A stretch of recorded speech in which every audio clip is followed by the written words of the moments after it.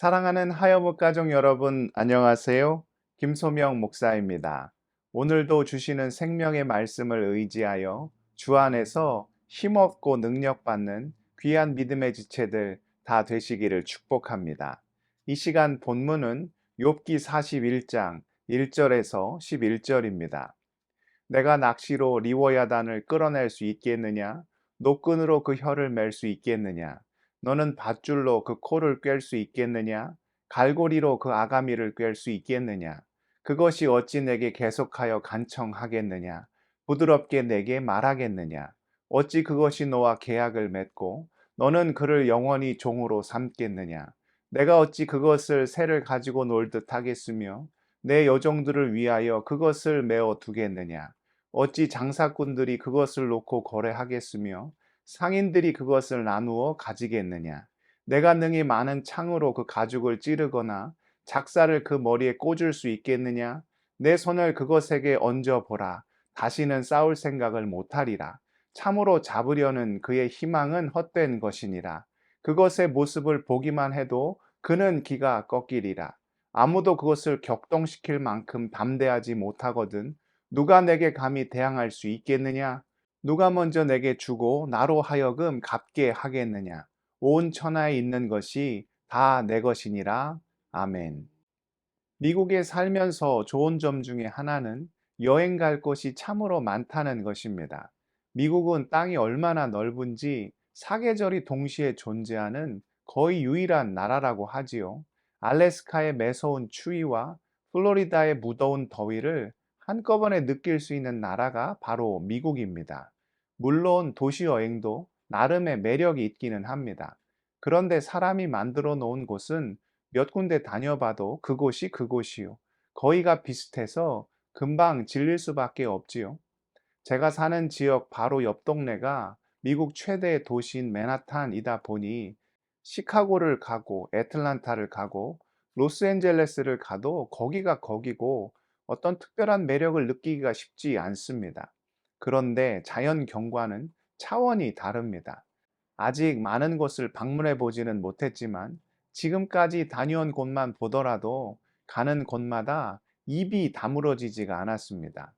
독일의 유명한 철학자 임마누엘 칸트는 이 세상에 존재하는 여러 아름다움 중에서 숭고미에 대해 이야기한 적이 있습니다.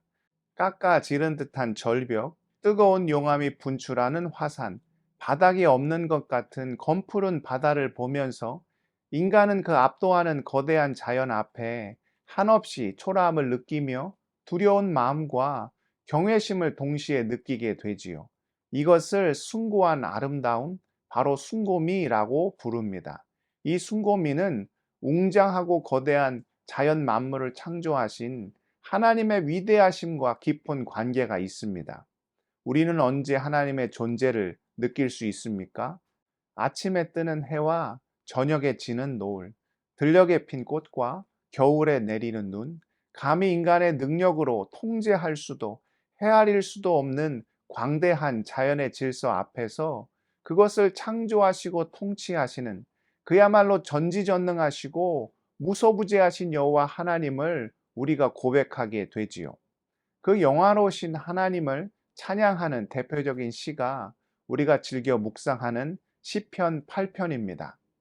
여호와 우리 주여, 주의 이름이 온 땅에 어찌 그리 아름다운지요. 주의 영광이 하늘을 덮었나이다. 주의 대적으로 말미암아 어린 아이들과 젖먹이들의 입으로 권능을 세우시며 이는 원수들과 보복자들을 잠잠하게 하려 하심이니이다. 주의 손가락으로 만드신 주의 하늘과 주께서 베풀어 두신 달과 별들을 내가 보오니 사람이 무엇이기에 주께서 그를 생각하시며 인자가 무엇이기에 주께서 그를 돌보시나이까. 그를 하나님보다 조금 못하게 하시고 영화와 존귀로 관을 씌우셨나이다. 주의 손으로 만드신 것을 다스리게 하시고 만물을 그의 발 아래 두셨으니 곧 모든 소와 양과 들짐승이며 공중의 새와 바다의 물고기와 바닷길에 다니는 것이니이다. 여호와 우리 주여 주의 이름이 온 땅에 어찌 그리 아름다운지요. 이처럼 우리 인간은 하나님이 친히 창조하신 자연 만물을 통하여 또 그 속에 담긴 아름다운 숭고미를 통하여 우리 주님의 위대하심을, 전능하심을, 영화롭고 존귀하심을 찬양하게 되지요. 오늘 우리가 읽은 본문에는 리워야단이라는 존재가 등장합니다. 앞선 욥기 40장에는 베헤못이라는 존재가 언급되기도 하였지요. 베헤못은 육지에 사는 가장 강력한 동물을 의미합니다. 하마를 뜻한다고도 하고 코끼리를 의미한다고도 하는데 아무튼 육상에 존재하는 가장 강력한 맹수를 상징한다고 보면 되겠습니다.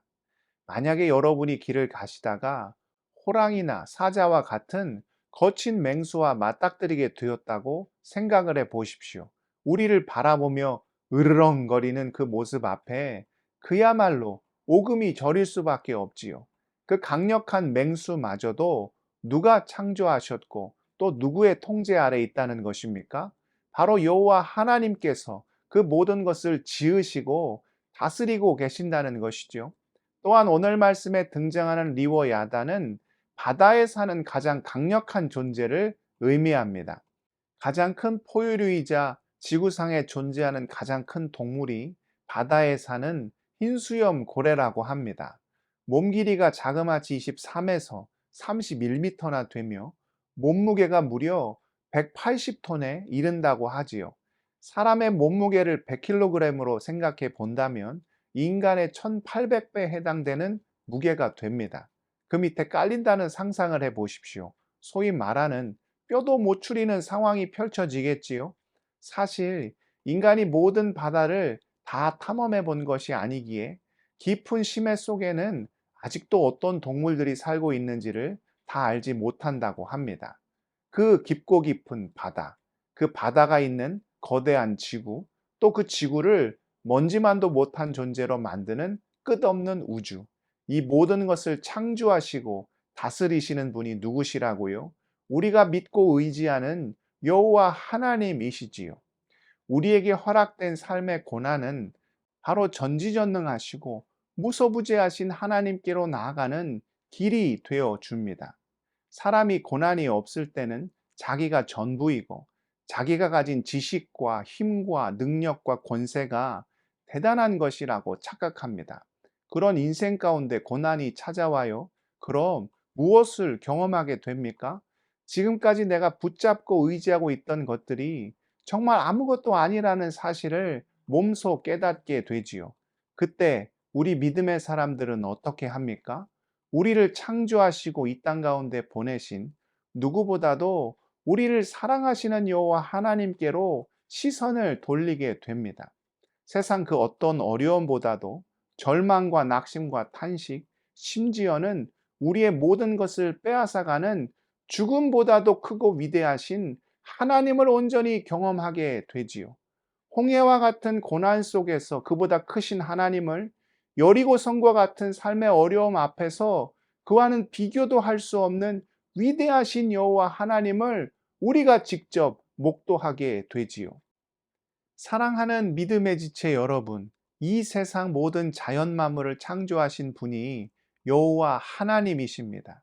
바로 그분이 우리를 너무나도 사랑하시는 우리의 아버지, 전적인 우리의 편이 되어 주시지요. 고난은 우리 안에 있는 모든 교만을 내려놓고 그분 앞에 겸손하게 함으로 우리 주님의 전능하심과 위대하심을 경험케 하여 줍니다. 고난 앞에서 주를 더욱 의지하고 삶의 어려움 가운데 주를 더욱 신뢰함으로 하늘보다 높고 바다보다 깊은 우리 아버지 하나님의 그 크고 놀라운 사랑을 충만히 누리며 살아가실 수 있기를 주님의 이름으로 축복합니다. 기도하시겠습니다. 사랑의 하나님, 고난 속에서도 우리가 좌절하거나 낭망치 않게 하여 주시고 전능하신 창조주 하나님을 의지함으로 하늘보다 높고 바다보다 깊은 주의 크신 사랑을 경험하며 살아갈 수 있도록 우리의 삶을 인도하여 주시옵소서. 무엇보다 하얀목지체들의 모든 삶을 주님께서 친히 헤아려 주시기를 소원합니다. 병상에 누워 눈물을 흘리며 간구하는 환우들의 모든 기도 귀 기울여 주시고 우리 삶의 어려움들, 고통들 모든 아픔과 절망과 탄식 주님 다 아실 줄 믿사오니 하늘의 능력으로 덮어주시고 그 십자가 보혈의 피로 안수하여 주셔서 감사와 기쁨이 넘치게 하시고 승리 가운데 주님을 찬양하는 복된 인생 살아갈 수 있도록 놀라운 역사, 자비와 공유를 우리 가운데 허락하여 주시옵소서. 오늘 하루의 삶도 주님께 올려드리오며 존귀하신 예수 그리스도의 이름으로 간절히 기도드리옵나이다. 아멘.